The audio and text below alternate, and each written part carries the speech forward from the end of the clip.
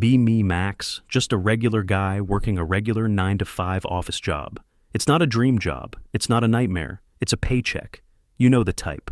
Gray carpets, beige cubicle walls, the gentle hum of computers. The kind of place where the highlight of your day is the coffee machine not being broken. Our team was pretty standard. There's me, just trying to get my work done and go home. Then there's Hank. Hank's been with the company since the dawn of time. He's seen managers come and go like seasons. He's got this permanently unimpressed look on his face and a coffee mug that says, "I'm silently correcting your grammar." He's a good worker, knows his stuff inside and out, but he has zero tolerance for corporate nonsense.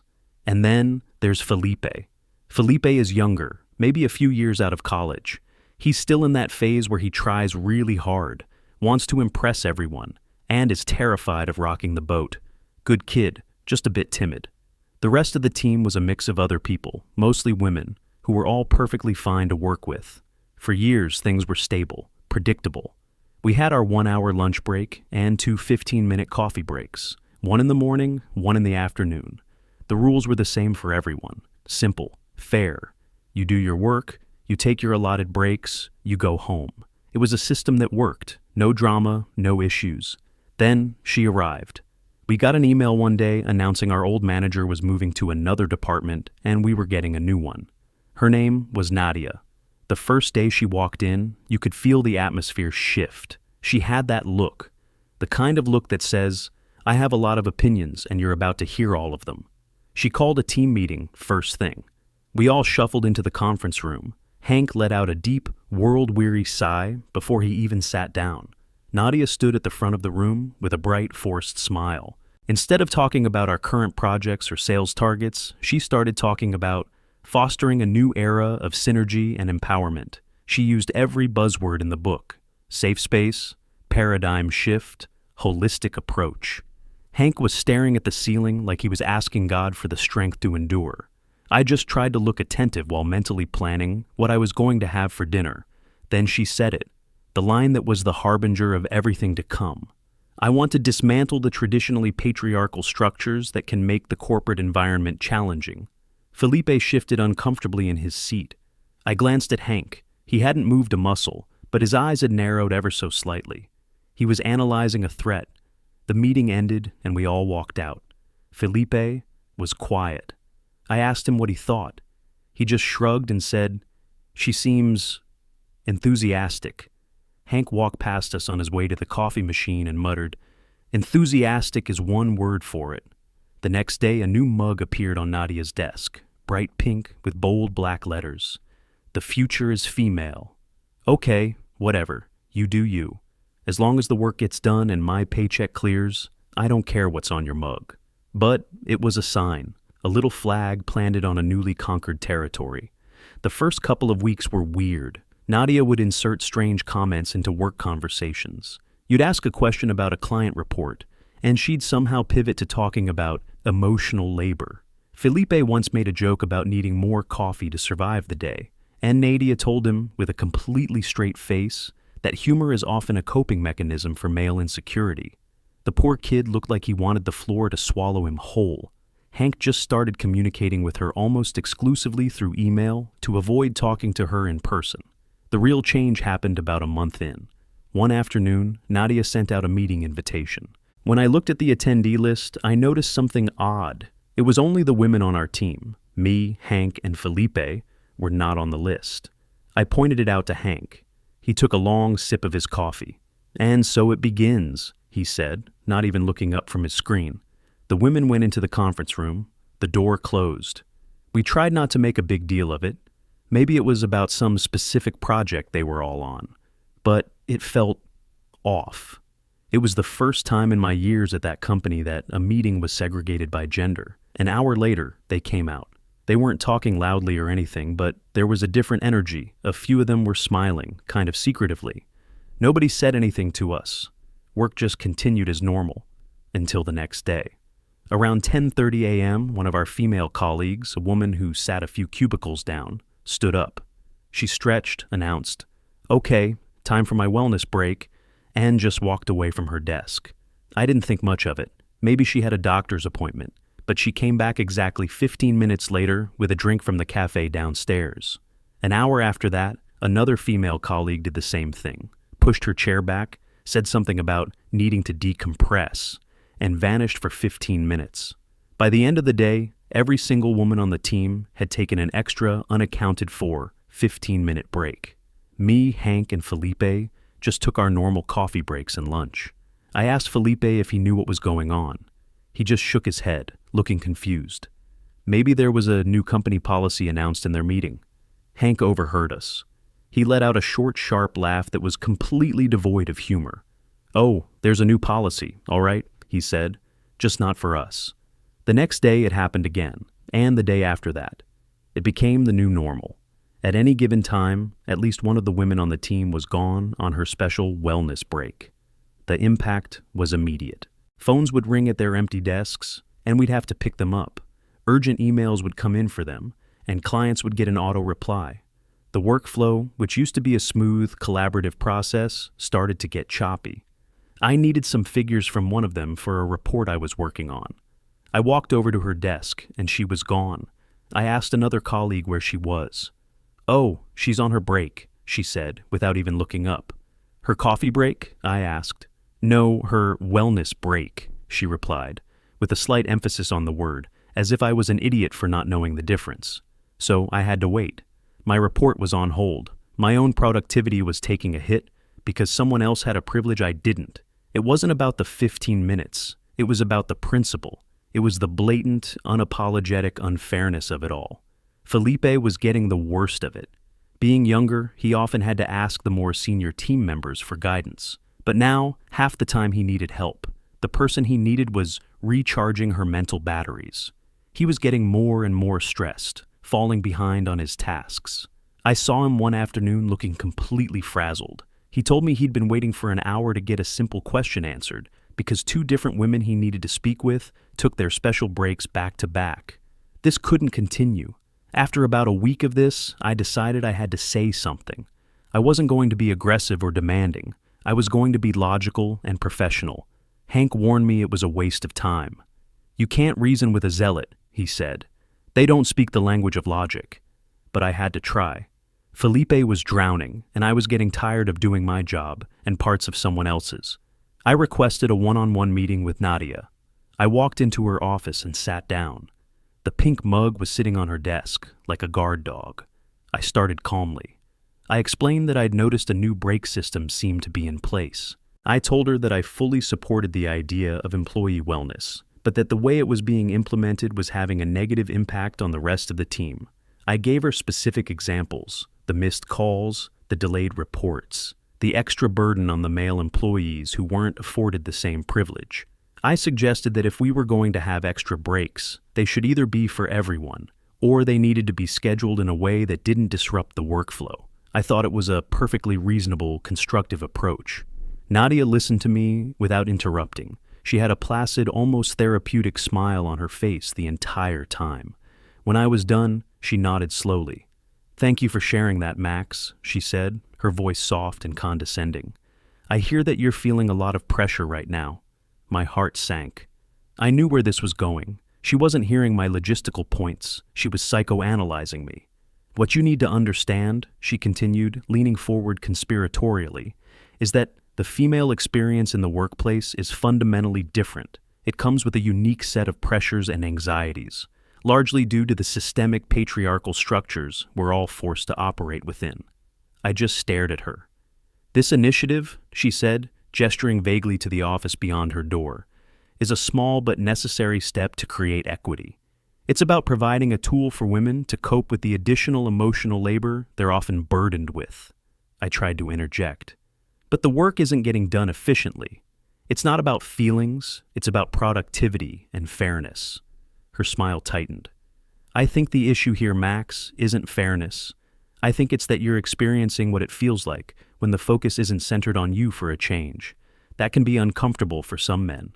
I was speechless. She had taken my legitimate workplace concerns and twisted them into some kind of personal failing, some evidence of my male toxicity. She was gaslighting me in corporate speak. "I would encourage you," she finished, her voice dripping with false sympathy. To use this as an opportunity for introspection, to become a better ally, to understand that true equality doesn't always mean treating everyone the same.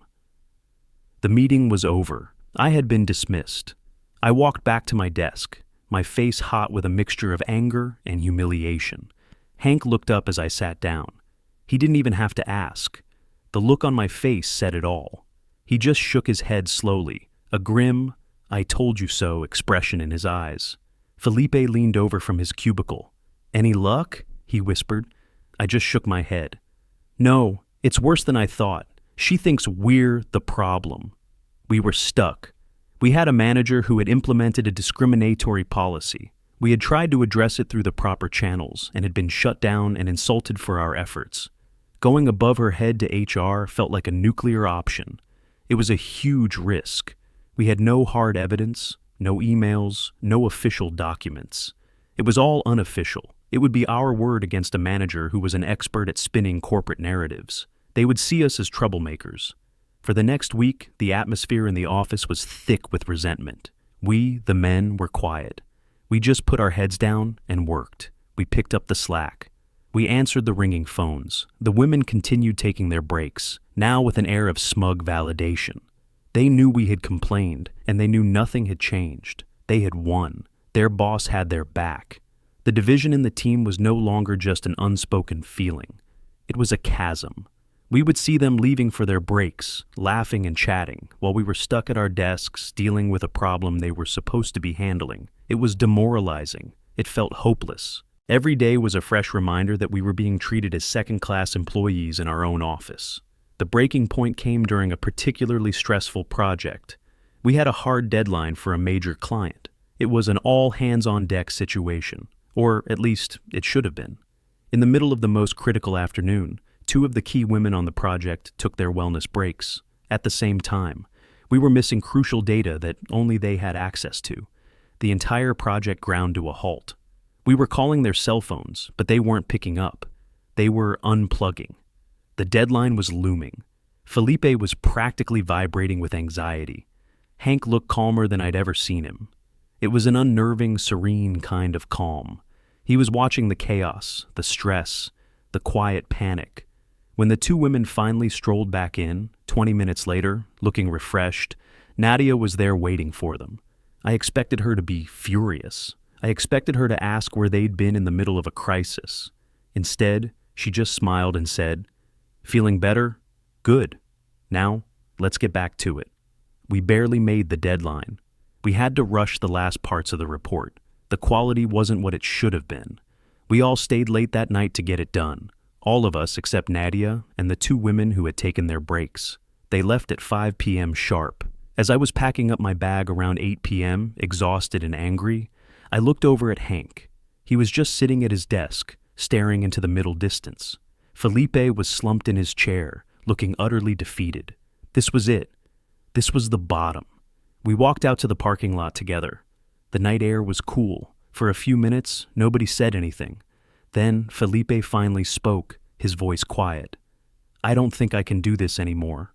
This isn't right." "It's not," I agreed. "But what can we do?"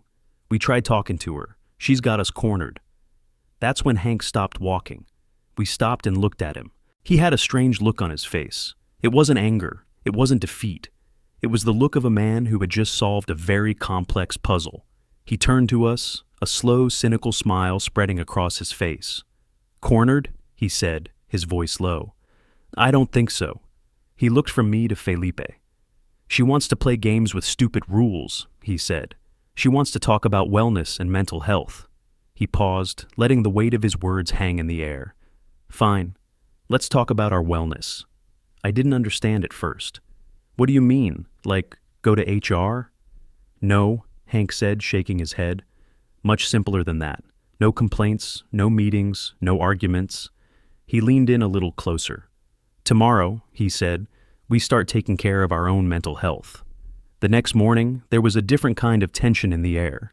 It wasn't the heavy, resentful silence of the previous weeks. It was a quiet, electric anticipation. The 3 of us got in, nodded to each other, and sat down at our desks. Not a word was exchanged about the plan. We didn't need to. We knew what we were going to do. The morning ticked by as usual. Emails were sent, phones were answered. Around 9:45 a.m., one of the women stood up, stretched, and announced she was taking her wellness break. Nobody batted an eye. It was routine now. We waited. We let the rhythm of the office play out. Then, at exactly 10:30 a.m., Hank pushed his chair back. It made a loud, deliberate scrape against the floor. The entire office went quiet. Everyone looked at him. He stood up, put his hands on his lower back, and let out a theatrical sigh. "Well," he announced to the room at large, "the patriarchy is weighing heavily on me today. My mental wellness is in jeopardy. Time for a break." You could have heard a pin drop. The women stared at him, their mouths slightly agape. Felipe was trying and failing to hide a smile behind his computer monitor.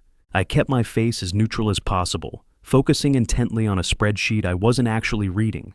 Hank walked, not strolled, but walked with the confident pace of a man on a mission, right past Nadia's glass-walled office and out the door. Nadia watched him go, her eyes wide with disbelief. A storm was gathering behind them. It was a beautiful thing to witness. 15 minutes later, to the second, Hank returned with a newspaper under his arm, looking visibly more relaxed. He sat down, took a sip of coffee, and got back to work, as if nothing had happened. An hour later, it was my turn. I stood up.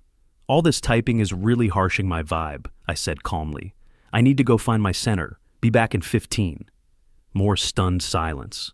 I could feel Nadia's glare burning into the back of my head as I walked away.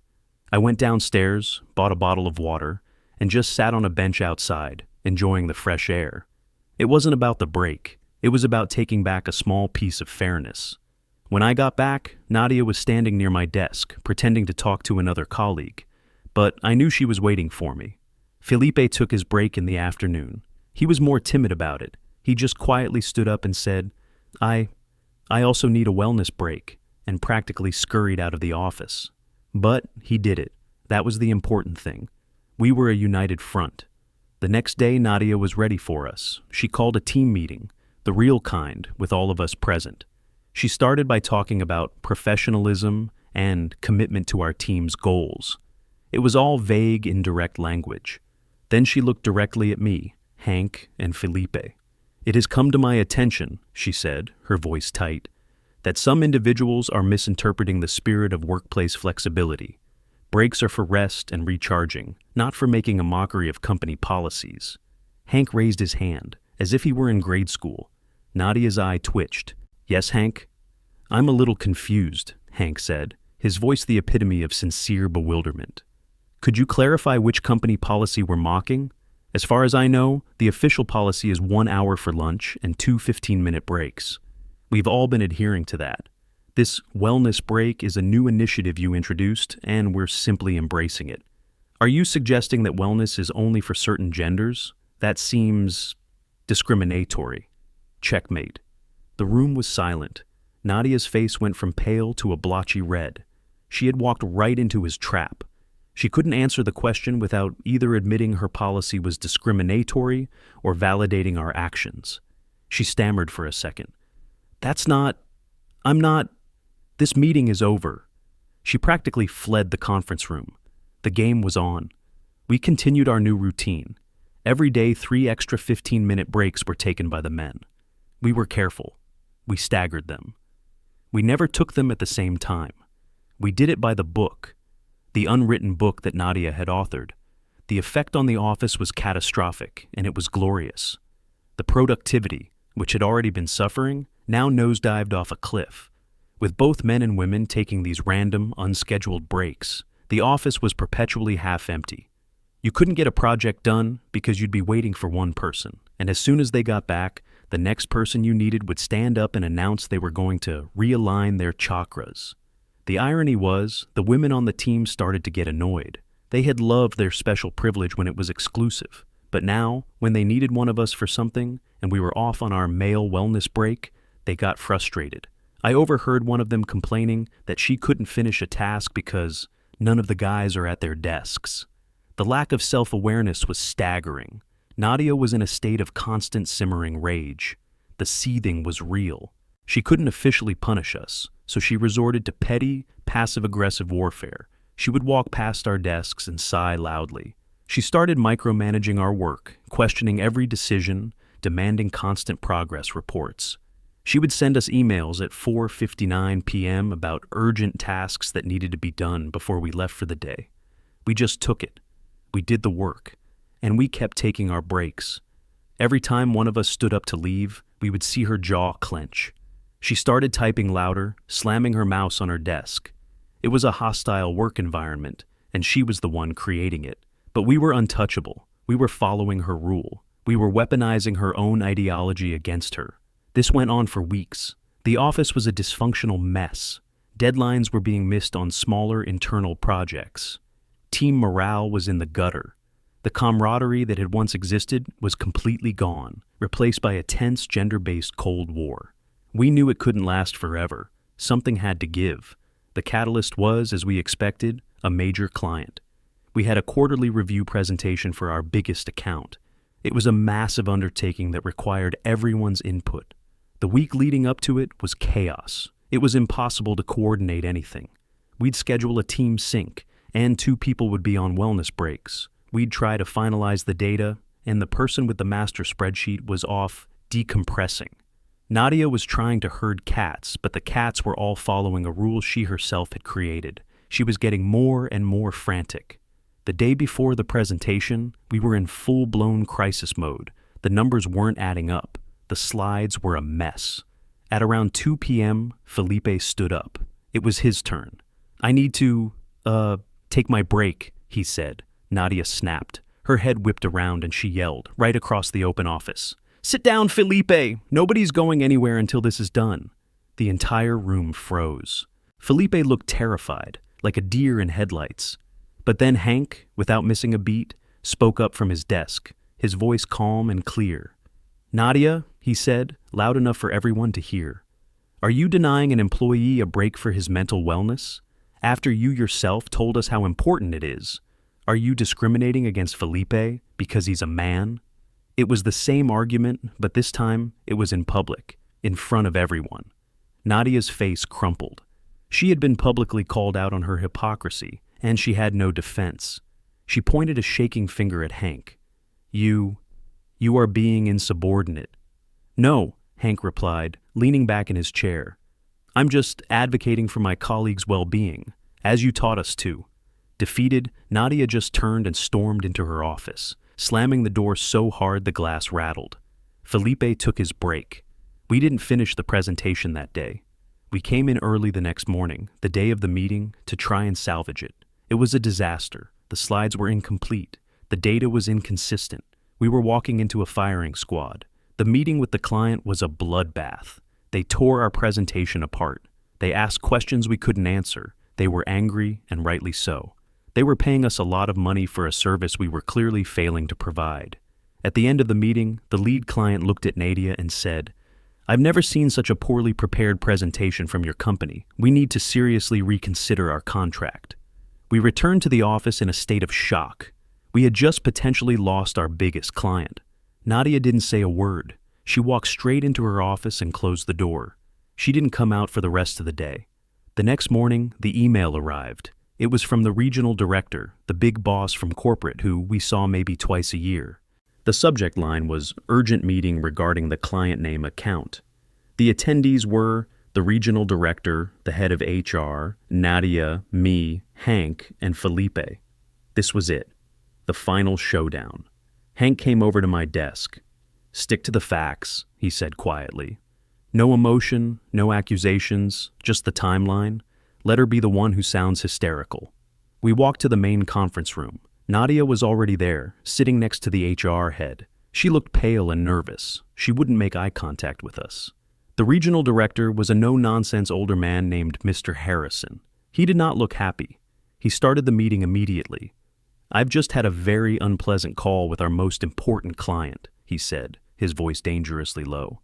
"They are threatening to pull their account. This is a 7-figure loss. Before I make any decisions, I need to understand what happened. Nadia, your report says this was a result of a lack of team synergy and insubordination. Explain." Nadia took a deep breath and launched into her pre-rehearsed speech. She painted a picture of herself as a progressive manager trying to foster a supportive environment. She talked about her wellness initiative for female employees. Then she pointed at us. She said that we had resented this initiative, that we had reacted with toxic masculinity, that we had organized a work slowdown disguised as breaks to deliberately sabotage her and the project. She portrayed us as bitter, misogynistic villains and herself as the victim of a coordinated sexist attack. It was a masterful performance of twisting reality. When she was finished, the room was quiet. Mr. Harrison looked at her, then he turned his gaze to us. His expression was unreadable. "Mr. Harrison," I began, my voice steady, just as Hank had advised. "May I provide a different perspective?" He nodded. "Please do." I laid it all out, calmly, factually. "Several weeks ago," I started, "an unofficial policy was introduced by Nadia, granting an extra 15-minute break exclusively to female employees. I explained the negative impact this had on workflow and the increased workload it placed on us. We were concerned about productivity," I continued. "So I scheduled a private meeting with Nadia to discuss these issues and suggest a more equitable solution. I recounted our conversation, including how my professional concerns were dismissed and reframed as a personal failing on my part. At that point, I said, we were left with a choice. We could file a formal complaint, which would have created a hostile he said, she said situation with no hard evidence. Or we could operate under the assumption that the new wellness break policy, while unwritten, was intended for all employees who felt they needed it. We chose to believe in equality. I could see the HR head starting to take notes very quickly. So we began taking the same 15-minute wellness breaks, not in protest, but in participation. We adhered to the same rules. We followed the precedent that had been set. I looked directly at Mr. Harrison. The subsequent decline in productivity and the chaos that led to the failed presentation was not a result of our insubordination. It was the direct, predictable result of a flawed, discriminatory, and inefficient policy being applied to the entire team, rather than just half of it. We didn't break the system. We just revealed that it was already broken. I finished and leaned back in my chair. The silence was heavy. Nadia was staring at me, her face a mask of pure hatred. Mr. Harrison was quiet for a long moment. Then he turned to the head of HR. "Is there any official record of this wellness initiative?" The HR head shook her head. "None. This is the first I'm hearing of it. Company policy on breaks is standard across all departments and has not changed." Mr. Harrison turned his cold, hard stare on Nadia. "So, let me get this straight," he said. "You, without authorization, implemented a new, discriminatory policy in your department. When your male employees raised legitimate concerns about its impact, you dismissed them. And when they logically decided to adhere to your own new standard, you accused them of sabotage to cover up the fact that your mismanagement cost this company its biggest client." Nadia opened her mouth, but no sound came out. She just deflated in her chair. He didn't need her to answer. "This meeting is over," Mr. Harrison announced. "Nadia, you will stay. The rest of you, you're excused. Get back to work." From this moment on, the only breaks recognized in this office are the ones officially listed in the employee handbook. For everyone. Is that clear? We all nodded. We stood up and walked out of the conference room, leaving Nadia alone to face the music. We didn't need to hear what happened next. We had won. The afternoon was quiet. Nadia's office door remained closed. An hour later, we saw her packing her things into a cardboard box. The pink mug was the last thing she put in. She was escorted out of the building by HR.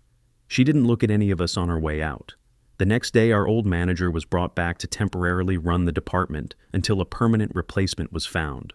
The first thing he did was call a team meeting. He just said, "Okay, everyone, let's get back to basics. The rules are the same for everybody. Let's just focus on doing good work." And just like that, the balance was restored. That afternoon, during the official 15-minute coffee break, me, Hank, and Felipe were standing by the machine. Felipe looked relieved, like a massive weight had been lifted off his shoulders. I felt a quiet sense of satisfaction. It wasn't about revenge. It was about justice. Hank took a sip from his mug. He looked over the rim at us, a rare, small smile on his face. "See," he said, "sometimes the best way to fight a stupid system is to follow its rules to the absolute letter." And he was right. We didn't ask for special treatment. We just asked for fairness. And in the end, that's exactly what we got.